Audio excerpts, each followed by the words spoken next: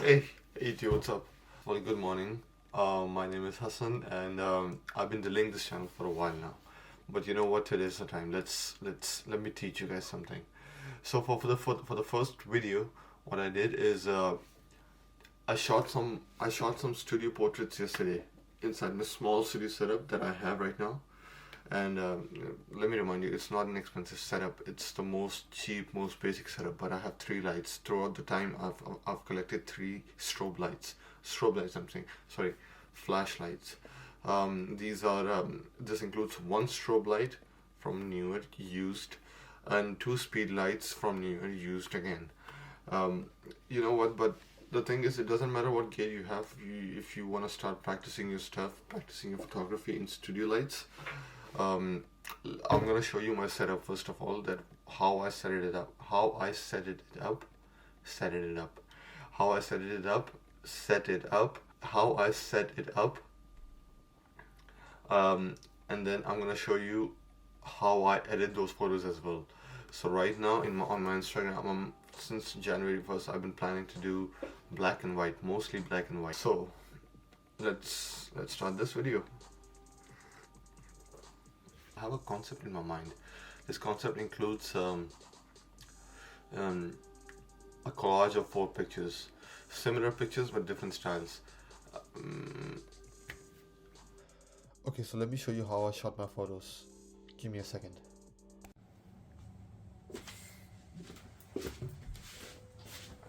Ready? 1, 2, 3. This one. Let's go. Hi. So for my first shoot, I have a two light setup. One is a Godox 37-inch softbox with a grid in it, and second is a speed light with a modifier on it, so that the light doesn't bounce from my roof, but from the modifier and falls down my shoulders. So since I have a really small ceiling, let's try this. Since I had a low ceiling issue, I had to sit down. Now looking at the first few try pictures, I realized that I need a third light to fill in the shadows on my left side. So I got my strobe light. This strobe light is running on a slave mode and it's just sitting on a cart. And I actually matched the power of this strobe light from the right side speed light. So both the side lights are at equal power. I have a three light setup right now. 1, 2, and 3. Okay. So right now everything is off. It's a complete dark picture. Sahi, let's do this on first. Let's try this.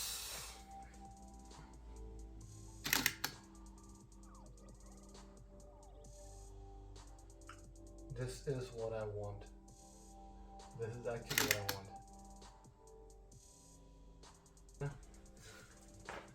Now let's do light B. Come on, light B. Good. So let's go light C. Now this C is running on slave mode. Okay.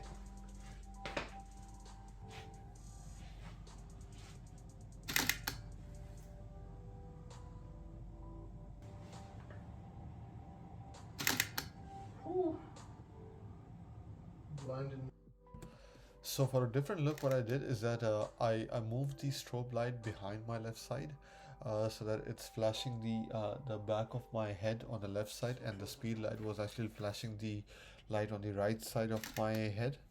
Um, and I changed my lens to 50mm from 35mm to get a close-up shot as well.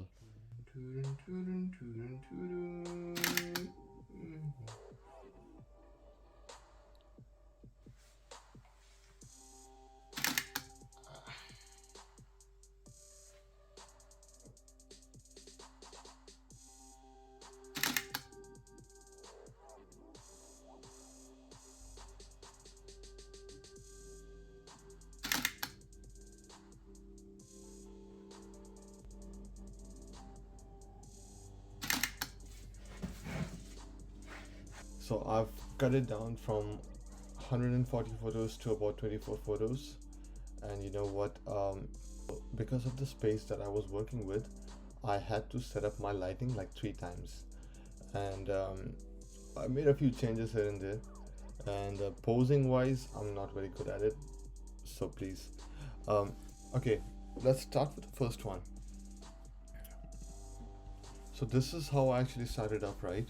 I wanted to pose a full body pose, but since my backdrop is not big enough that covers up the floor, I just wanted to set up the lighting first, and then I knew that I had to crop in, or maybe go into Photoshop and then extend the background further away. For the first one, I only had two lights. Um, One would be my key light, and the second would be my hair light. For this, the way I work is I don't have a light mirror. I don't have a flash mirror. I'm not gonna buy a flash mirror. They are expensive. Secondly, I don't think if I bought a flash mirror, it would make a difference for me, because I keep moving here and there, and flash mirror actually works good if you have a model with you. What happens is that if I set my hair light to certain power, it's relative to my position. It's relative to my model's position. So if I'm moving around and setting up my second light, I lose my position. What I can do is I can mark an X on the floor so that I will stand right back on that position again and again. But no. So this for this first shoot, and since I want beginners to focus on these photos. I want beginners to understand how I make my flash work, and I'm a beginner as well in Flash Studio setups. Um, so we'll go through trial and error phase. First light, that's my hair light. The way I set it up is that it has to be a few stops below my key light. So this picture, you can see this is the first hair light. This is the first light, right? That's my hair light. It's not just covering up my hair, but it's also covering up the half of my face. Now let's go to the second photo, and that's my key light. So for this setup, right, since I don't have enough space so that my softbox could actually go further away from me, um, my key light is actually on top of my head. And what I did is I actually set it up a grid on top of that softbox, so that light is directed towards me, and it's kind of feathering out um, half of my head. So it's not covering full of my head, but it's covering half of my head and feathering out the front face. You can see over here. Okay, like look at that soft lighting. Now what I did is I turned my key light towards me a little bit, because I want it to cover up at least half of my body, at least half of my shoulder. So look at this. Look at the lighting on this side, right? So you know what? Let's edit this one. And since I said that I want to go with black and white, let's just click black and white over here. And then let's see what auto does. Auto is too much for me. Like, I don't like the way auto works. Let's do a subtle S curve. Very subtle, right? अच्छा, अब थोड़ा सा नीचे, तो like little bit down. And my midtones, maybe I'm gonna keep it above the line. And should I lift up my shadows? I can lift up my shadows, but I don't want to. I like the black and white contrasted photos. Okay, so you can see this curve, right? Like, it's a very subtle curve. Acha. My instead of doing 45, I'm gonna do 50%. Like, I'm gonna do half a stop up. It's better to go half a stop, full stop, or quarter of a stop up, because it just gives you an idea that how your photo is gonna look like exposure wise, and if you have to bump everything up or down. Highlights, should we reduce any highlights? I would say, okay, I'm gonna reduce my highlight to -5. And then should I lift up my shadows? No. Whites. Acha. In my white sections,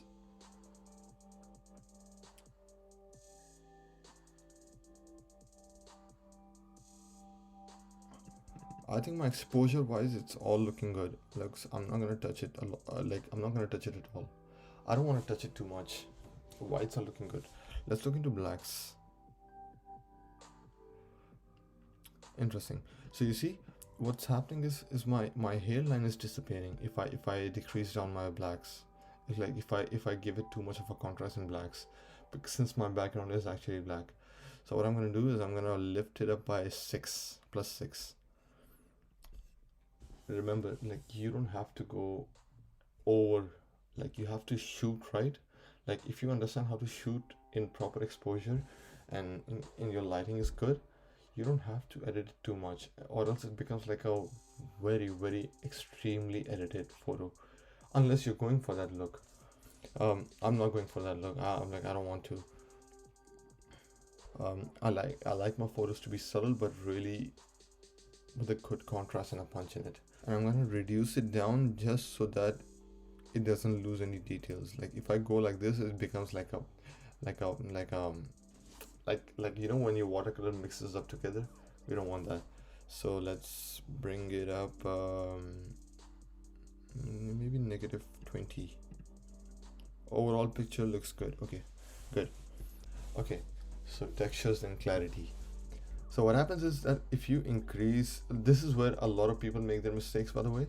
They will increase their textures by, I don't know, 42%, and then increase their clarity by 42% and textures by 33%, and it becomes like it's been edited through one of those Nokia E65 or Nokia N95 cameras. Remember those phones, the slide ups. So we're gonna do is a really subtle increase in textures. But before I increase in my texture, look at this. Notice this. If I increase my texture all the way up and clarity all the way up, it is grabbing onto my softbox, my background, and me as well. So I just want the texture and clarity to work on the model that I have on myself, not the background. So instead of increasing textures and clarity over here, what we're gonna do is we're gonna add a mask, subject select, right? Which is fine for this purposes. I don't like to increase or decrease my lighting through this. We will talk about this later in further videos, but look at this, right? I select my subject. All you do is go select subject and go into textures and clarity. I'm gonna start with my texture. I'm gonna increase my texture by, let's say, 13. No, sorry. I'm gonna start with my clarity. I'm gonna increase my clarity by, I wanna say, 15, 16, or maybe 20. No, 20 is too much. I'm gonna go with 14. I'm gonna really, like, slightly bump it up. And I don't have to increase my textures now, but if I really want to, I'm gonna bump it up to 6. Now keep in mind, these photos are being posted on Instagram, right? And next video, be ready for the next video, because in next video I'm gonna show you how I post these videos, these photos to Instagram. What happens is Instagram compresses down your quality, so it decreases your sharpness.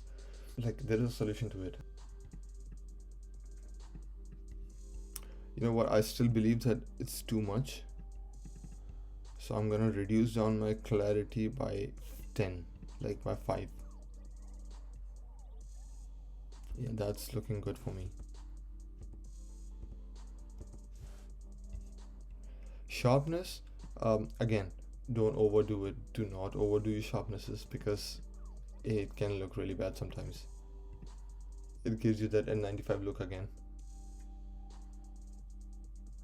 So I'm gonna do is around 8. And I don't have to do noise reduction, but what happens if you actually reduce your noise? It becomes really smooth, right? Do I need to?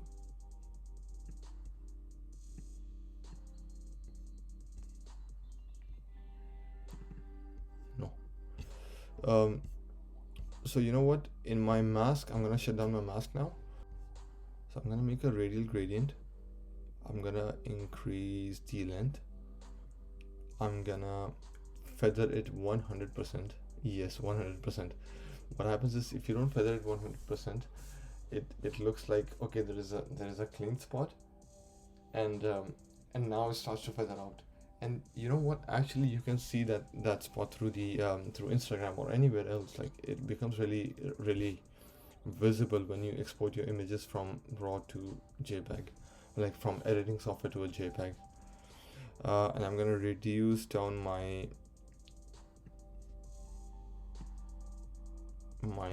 exposure by -25, like a quarter of a stop, not too much. So it doesn't make too much of a difference, but it does make a lot of difference. um okay, for this picture I'm gonna leave it like this. I'm gonna leave the Godok sign on. I just like it. You know what, give me a second. I'm also gonna increase a little bit of clarity throughout the whole picture. Here's the thing. Look at this, right? So if it's an interesting thing. So for a picture like this, where you shoot at f8, everything is in focus. But you know what, sometimes you need some grain in the photo. Sometimes that's because what happens is, it increases your details. Like, it doesn't have to be too much, it just has to be a little bit, so that it increases your detail. Just like a canvas. So if you have a picture on a flat surface versus if you have a picture on a canvas. So if you have a picture on a canvas, you have a lot more of those dots on it, and what it does, it increases your details. It looks like there is depth to the whole thing, um, uh, compared to something that's completely flat, right? So I'm gonna add a little bit of grain to the photo. And sharpening again, we already increased the sharpening on our mask, but what we're gonna do is gonna increase it 10% more. So from 40 I'm gonna go to 50 in sharpening, just because every time we export these photos towards the Instagram or social media, basically, it has to be a little bit more sharper than this, so that when it cuts down the quality, you have grain that defines your outlines, plus you have sharpness that adds up and gives you a better photo on Instagram or any other social media platform, right? um, and distortion and everything looks good. Now this whole picture is looking good. What we're gonna do now is that we're gonna copy all these settings. So I'm gonna go choose settings, I'm gonna go mask as well, everything else let it be checked, copy all these settings, go back to my photos, and let's just do select all, except for this. How do you paste it? Control V, Command V. And that's it for today's video. I hope you guys liked it. I know it's a long video, I didn't mean it to be 20 minutes long, but if you guys enjoyed it, leave a like underneath, and if there is something that I need to change and work on, please write down in the comments. I know I struggle with speaking, and that's why I'm starting up this channel, because I need to improve those qualities, those skills of mine. And besides this, if you guys decide to try this setup or even the editing process that I do, um, please tag me on those photos. My Instagram handle will be underneath in the description. And for the next video, I have a plan to renew how a camera works, shutter speeds, ISO, aperture, shooting in RAW versus JPEG, exporting them from Lightroom, and then posting it towards Instagram. A nice sharp look to it. And yeah, until then, I'm gonna try to post that video this week. This week. That's it. Until then, take care. Goodbye.